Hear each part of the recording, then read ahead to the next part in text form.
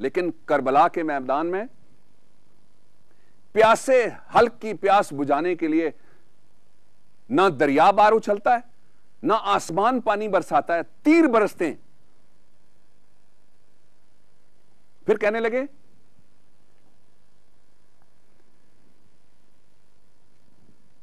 کہ ایک طرف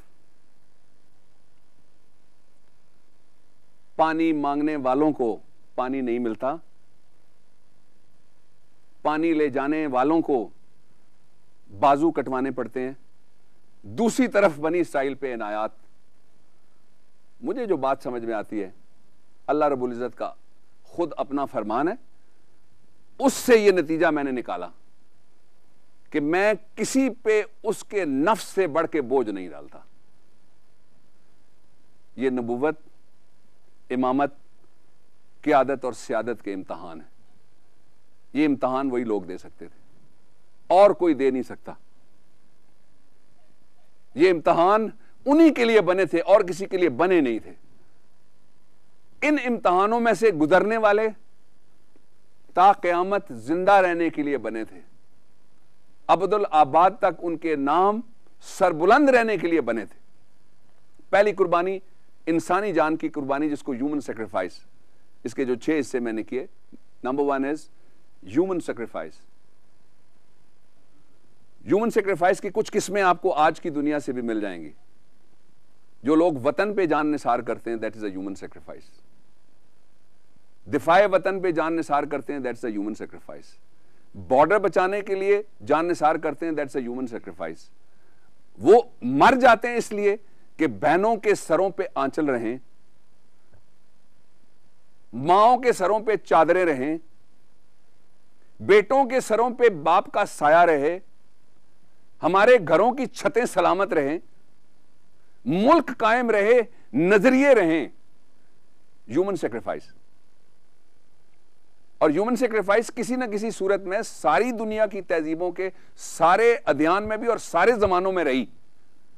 اور جہاں مذہب کو نہیں مانا جاتا تھا وہاں قبائلی طور پہ بھی، اور جہاں بتوں کی پوجا کی جاتی تھی وہاں قبائلی طور پہ بھی، اور اس اعتبار سے بھی ہیومن سیکریفائس کبھی بلی کے طور پہ، کبھی قربانی کے طور پہ چلتی رہی۔ لیکن اس کی اعلیٰ ترین 2 مثالیں ڈھونڈی جا سکتی ہیں۔ ایک مثال جو آپ کو ملے گی اس تابعدار بیٹے کی جس نے اپنے والد کا نام سربلند کرنے کے لیے تابعداری کی، سیدنا ابراہیم کی بات مانی، سیدنا اسماعیل علیہ السلام نے۔ اور دوسری اس کی مثال وہ بھی بڑی اہم ہے، اور تاریخ انسانیت میں ایسی مثالیں بڑی کم ملتی ہیں۔ وہ مثال سید الشہداء حضرت حسین ابن علی رضی اللہ تعالی عنہ کی مثال ہے۔ اور دیکھیے جو فلسفہ شہادت ہے اس پہ بہت اچھے انداز میں لوگ بات کرتے ہیں۔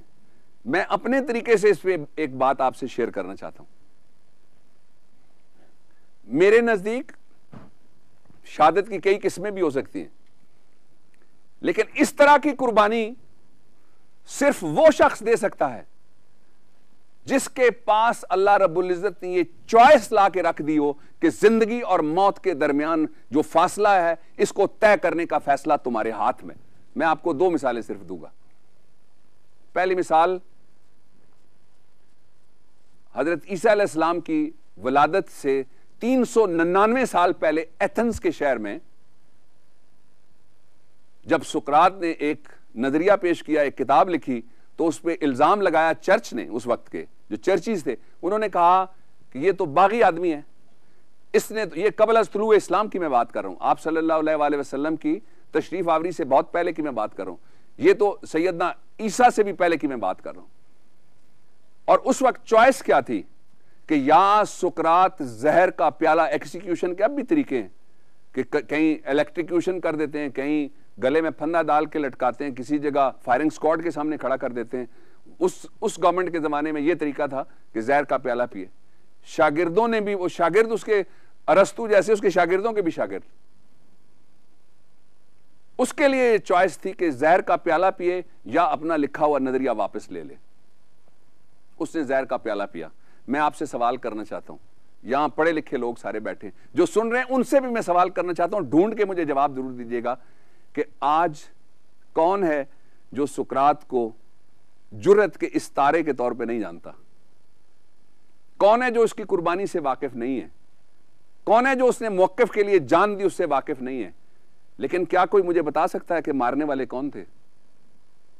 وہ جو اس وقت کے مقتدر اور وہ جو اس وقت کے فرما روا اور وہ جو اس وقت کے ایکسیکیوٹر اور چرچیز تھے، وہ کون تھے؟ ان کو تاریخ نے کبھی یاد نہیں کیا۔ اس کا دوسرا پہلو آپ کو کربلا کے سبق سے ملتا ہے۔ تقدیر نے ایک دفعہ پھر، کاتب تقدیر نے ایک دفعہ پھر زندگی اور موت کے درمیان فیصلہ کرنے کا اختیار امام الشہداء کے ہاتھ میں رکھ دیا۔ اور اختیار کیا تھا؟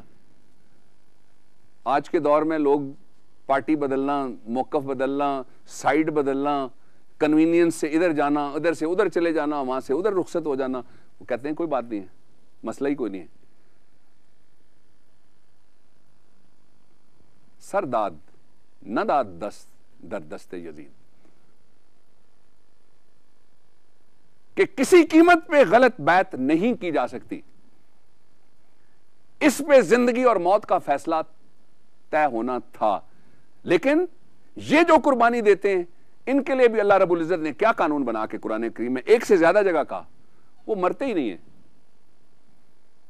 اور آج دیکھ لیجئے نا، قتل حسین اصل میں مرگ یزید ہے، اصل میں مرگ یزید۔ اسلام زندہ ہوتا ہے ہر کربلا کے بعد، ہیومن سیکریفائس۔ اب دوسرا ہے سیکریفائس تھرو اینیملز۔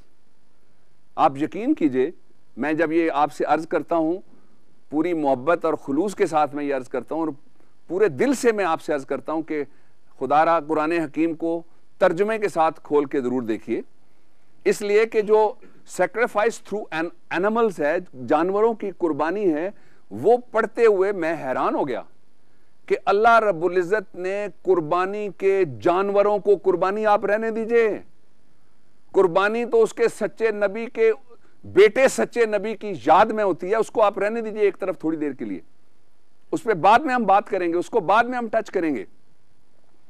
قربانی کے لیے جو جانور ہیں، ان کے لیے جو اللہ رب العزت نے قرآن میں لفظ استعمال کیا کہ یہ اللہ کی نشانیاں، شعائر اللہ ہیں،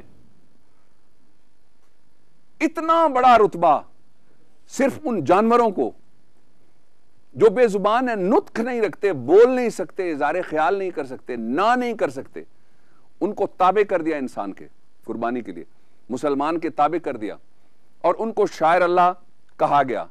یہ دوسری قسم ہے قربانی کی۔ تیسری قسم ہے سیکریفائس تھرو دی پراپرٹی، اپنے اموال کی قربانی، اپنے اثاثوں کی قربانی، اپنی دولت کی قربانی، اپنی جمع شدہ پونجی کی قربانی، اپنی کمائی کی قربانی، اپنی